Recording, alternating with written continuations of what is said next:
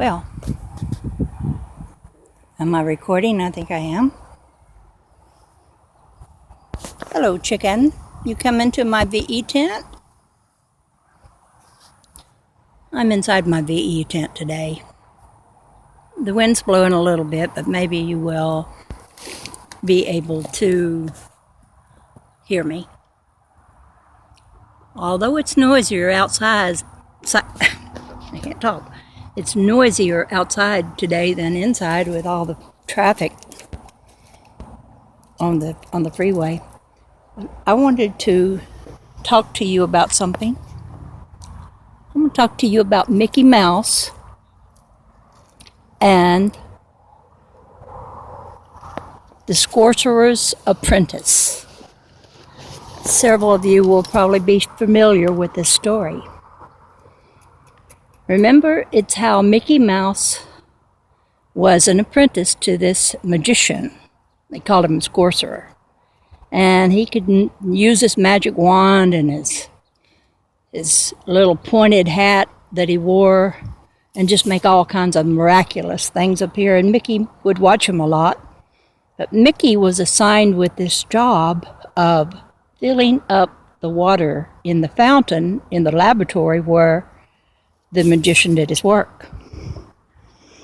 So he had to carry these 2 pails of water over his shoulder on a pole and go up these stairs leading outside to where there was a fountain that he got water from, and then brought it back downstairs and dumped it into the fountain. And it was really hard work, and it was really, really taxing him to climb up those steps with those heavy things of water. Well, the magician suddenly got sleepy and left, and Micky had an idea.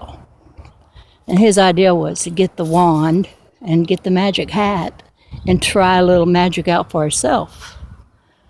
So he did that, and he went to the broom, and he did all he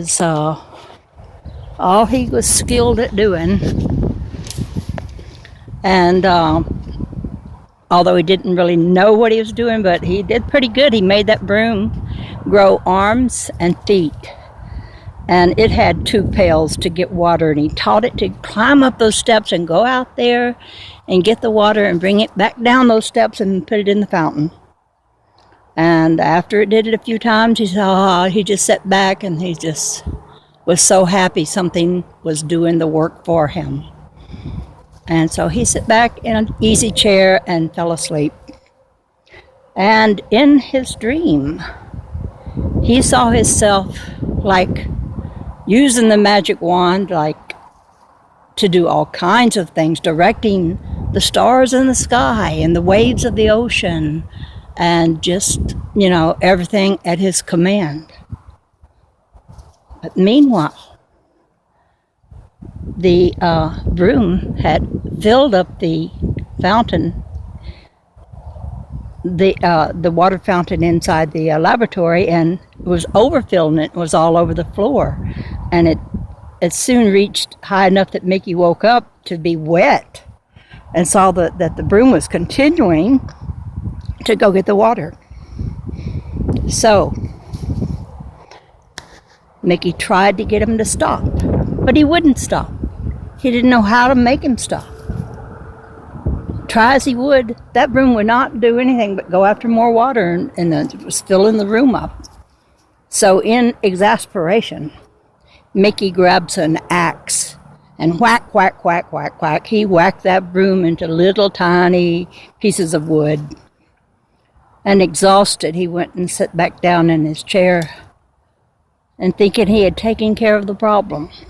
But every little piece of wood grew into another broom with 2 pails of water. And they all marched, as did their parent broom they came from. They all marched out up those steps and out to that water fountain and brought more pails of water until finally the whole room started filling up with water. And Micky couldn't stop all these many, many, many little brooms. Actually, they grew pretty big, pretty fast. And he didn't know. he was swirling around in the water. He got the big magician's book of magic and was frantically trying to read what he might could learn about how to stop all this. He was just about to go down in a whirlpool when the magician suddenly reappeared, and he put an end to all that because he knew what he was doing. And Mickey was like, oh, so relieved but guilty. And the magician said something like, never start what you don't know how to end. Well, now this story, it's in the movie Walt Disney did called Fantasia. It's one of the many mini movies inside that. And you can see the Sorcerer's Apprentice if you want to. You could find it by looking for it on YouTube. What I'm telling this to you for is because this is how we need to see ourselves. Because what we are is energy. When you get right down to it, in the scientific understanding of matter, and we're made of matter, atoms, they're mostly empty space. 99.99% empty space. So, and matter is energy. And energy cannot be created and it cannot be destroyed. But what we're trying to do is, because we need more energy, someone to do our work for us, some country to invade and take all that they've got, all their natural resources or their labors or whatever. And we do it with everyone. We do it with people in our own country, enslave others. And because we think we need more energy. We think we don't have enough without stealing the energy of another. And when it results in there being a war, the thought is that if you kill the enemy, you can win peace. You win the war and have peace. But wars never bring peace for very long. For a short while, you have peace at the point of a gun, but that's not peace. And that's what we've been doing, and we've been creating more little brooms. Because when you try to go at the enemy, which is energy, which cannot be destroyed and cannot be created, all you do is you transform that energy into more energy that rises up, and it's another terrorist. We've created quite a lot of terrorists in the world who now have grown up and grown strong, and they're coming to the place where they threaten us very much. Because we don't work with love, we work with force. We work with I'll make you. And we have to realize that there's only one thing you can do with energy. You can transform energy. And it can only be transformed in a way that will be good if you use love, not hate and not fear. All that does is create thousands more little terrorists to grow up and threaten everything about that because of what you have done to them or to their ancestors. And so that's the lesson I wanted to talk about.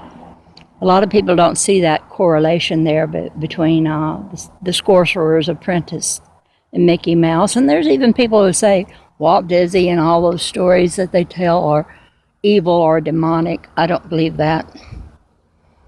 I think there's a place for the fairy tales.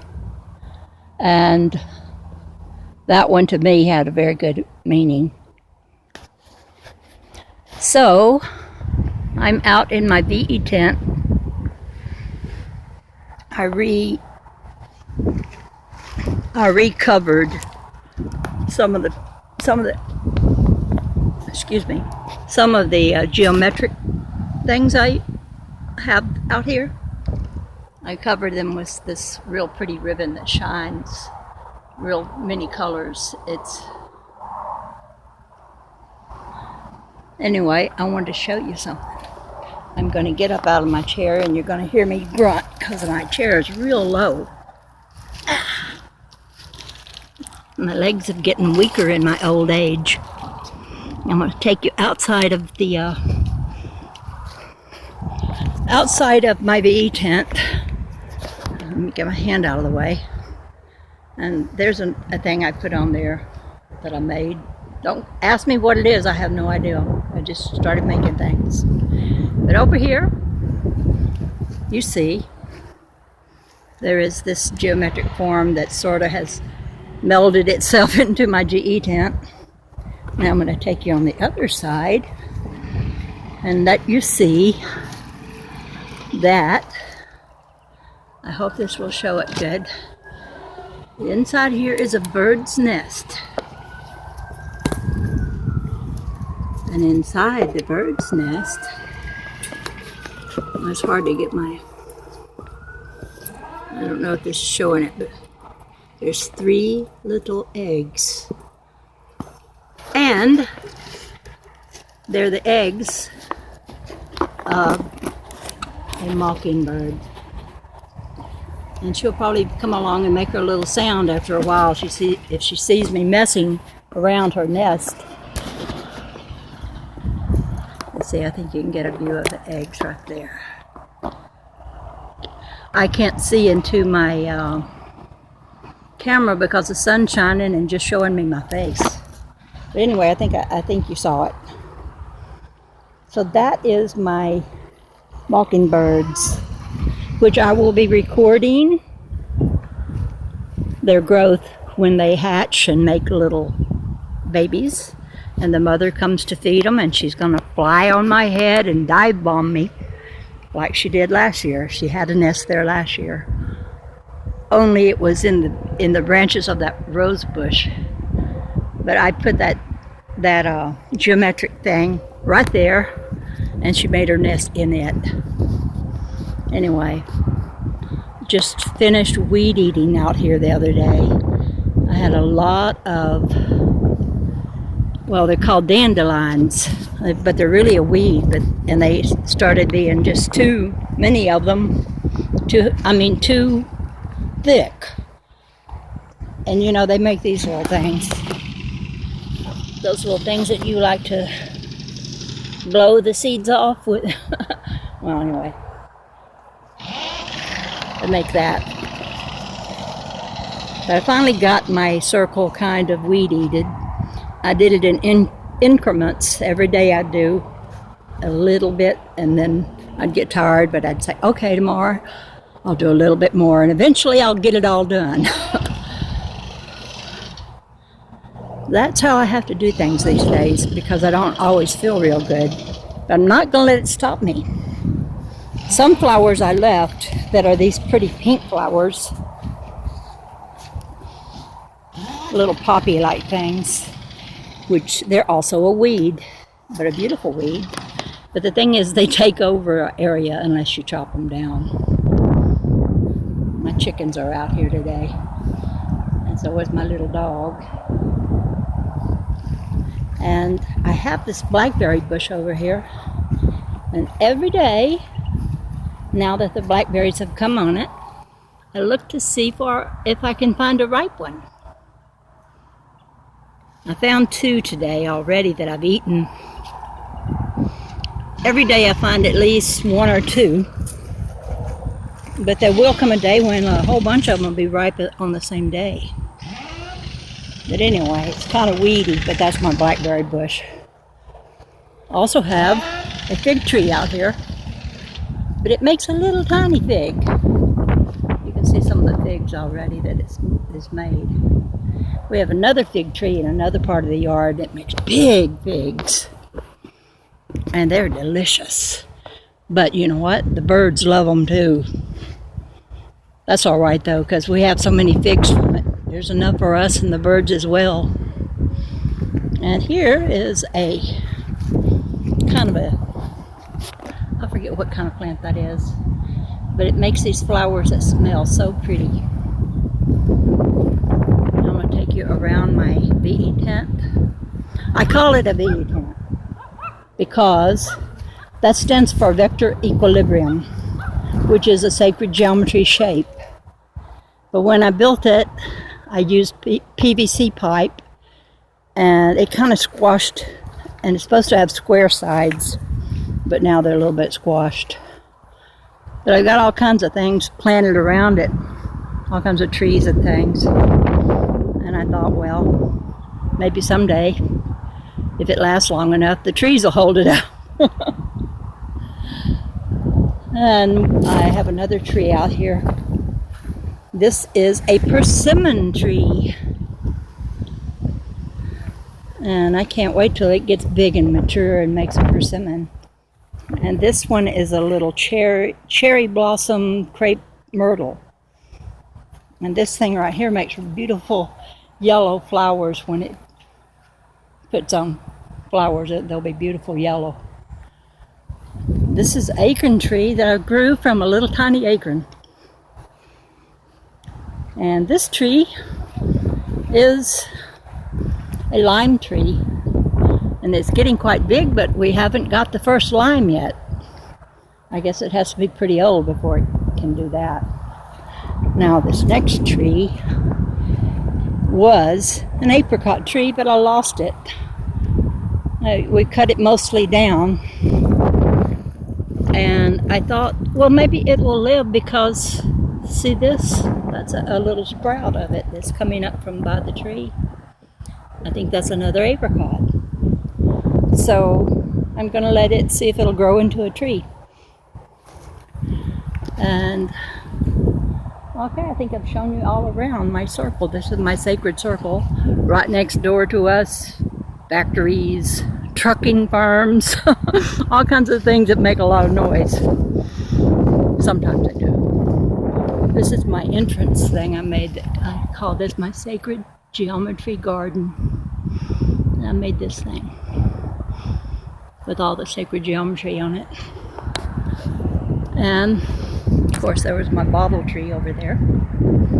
There's my bee tent. There's woods in back of us, behind which there are more factories. And this is an interesting place to be outside because rabbits come in this yard and squirrels come in this yard, all kinds of birds.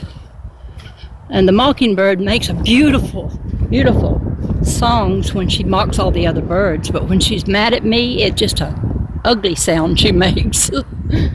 It's kind of an irritated sound because she doesn't want me anywhere near her babies. And that any day now they'll hatch. But I'm going to not stay around too much while she's raising them. It doesn't take long at all before those babies are ready to fly away. They grow so fast. And it's a constant round on her part of feeding them almost all the time. Usually there were 2 last year. She had a partner helping her. So, that's my story for today. This is the Dove Lady, over and out for now.